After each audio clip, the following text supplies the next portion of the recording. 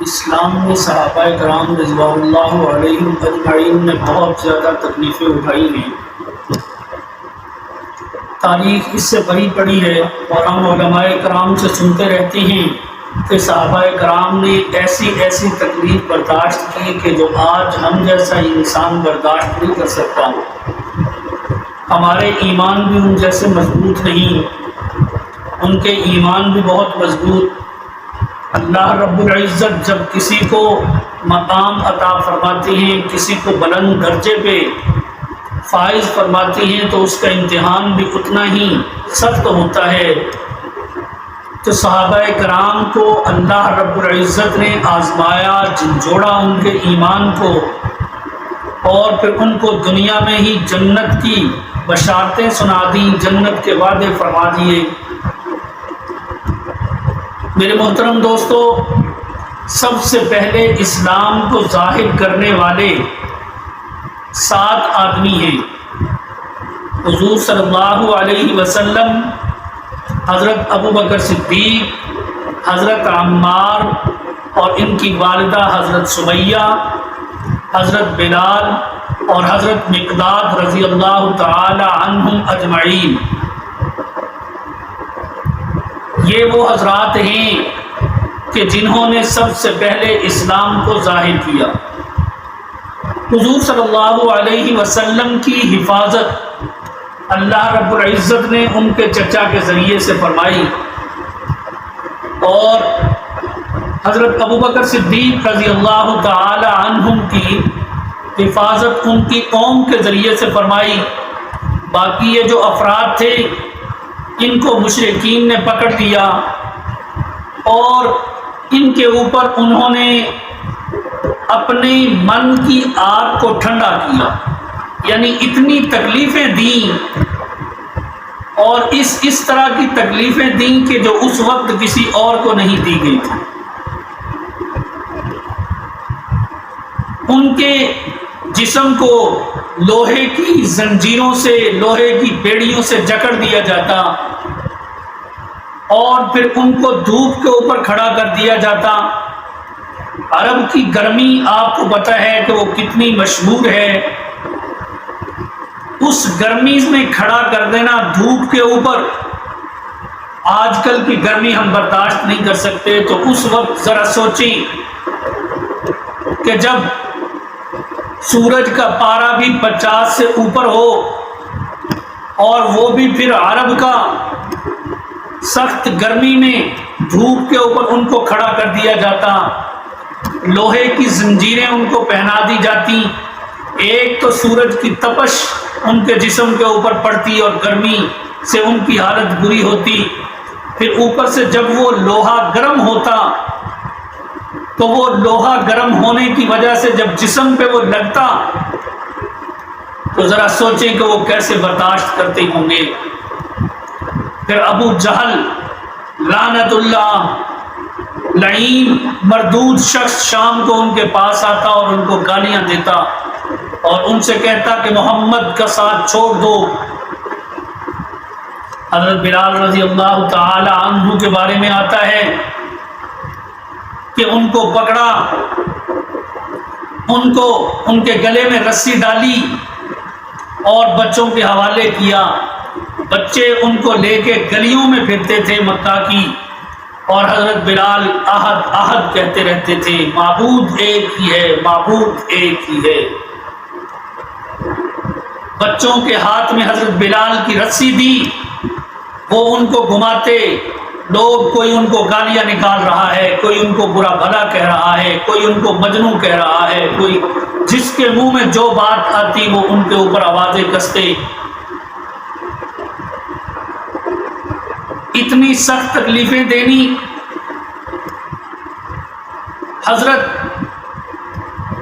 ابوبکر صدیق رضی اللہ تعالی عنہم بھی اس کو دیکھتے ہوتے تھے آتے جاتے کہ کتنی سخت تکلیفیں مل رہی ہیں۔ حضرت ورقہ بن نوفل جو حضرت خدیجہ رضی اللہ تعالی عنہا کے رشتہ دار تھے، وہ بھی ان کو دیکھتے۔ ایک دفعہ کیا دیکھتی ہیں کہ بلال کو زنجیروں میں جکڑا ہوا ہے، دھوپ کے اوپر کھڑا کیا ہوا ہے، کبھی ان کو کسی حالت میں دیکھتے، کبھی ان کو کسی حالت میں دیکھتے تو حضرت بلال کے مالک سے کہتے کہ یہ تم کیوں ان کو اتنی سخت تکلیفیں دیتے ہو؟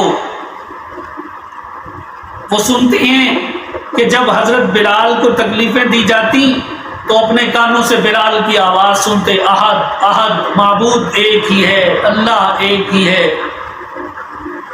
تو وہ فرماتے کہ بالکل معبود ایک ہے اور وہ اللہ ہی ہے۔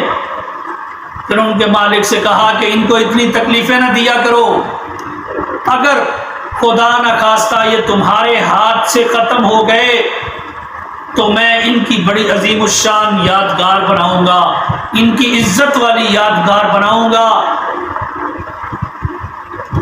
اس طرح وہ ان کے مالک کو کہا کرتے تھے۔ حضرت بلال رضی اللہ تعالی عنہ کے اوپر مشرکین نے بہت اپنے حربے آزمائے کہ یہ کسی طریقے سے اسلام کو چھوڑ دے، لیکن حضرت بلال کی ایک ہی بات تھی، احد احد احد۔ بہت حربے آزمائے، گرم ریت کے اوپر بیڑیاں اور زنجیریں پہنا کر گرم ریت کے اوپر لٹا دیا جاتا، سورج کی گرمی، ریت کی گرمی، وہ زنجیریں گرم جو جسم کے اوپر لگ رہی ہیں، اتنی سخت سزائیں، بعض دفعہ تو آگ کے انگاروں پہ لٹا دیا جاتا تھا۔ حضرت بلال رضی اللہ تعالی عنہ نے وہ ساری تکلیفیں برداشت کی، لیکن اپنے نبی کا دامن نہیں چھوڑا، اسلام کو نہیں چھوڑا۔ حضرت ابو بکر صدیق رضی اللہ تعالی عنہ ایک مرتبہ بازار سے گزر رہے ہیں کہ حضرت بلال کو تکلیفیں دی جا رہی تھیں۔ آپ نے حضرت بلال کے مالک امیہ بن خلف سے کہا کہ بس کر دو، اب ان کو اور کتنی تکلیفیں دو گے، کچھ رحم کرو ان کی ذات پہ، کوئی انسانیت کا ہی خیال کرو۔ تو وہ امیہ بن خلف حضرت ابو بکر صدیق رضی اللہ تعالی عنہ سے کہتا ہے کہ یہ جو اس کے ساتھ سب کچھ ہو رہا ہے اس کی وجہ بھی تو تم ہی ہو، تو تم ہی اس کی تکلیف ختم کروا دو۔ تو حضرت ابو بکر صدیق رضی اللہ تعالی عنہ نے فرمایا کہ اچھا اگر ایسی بات ہے تو میں اس کی تکلیف ختم کروا دیتا ہوں۔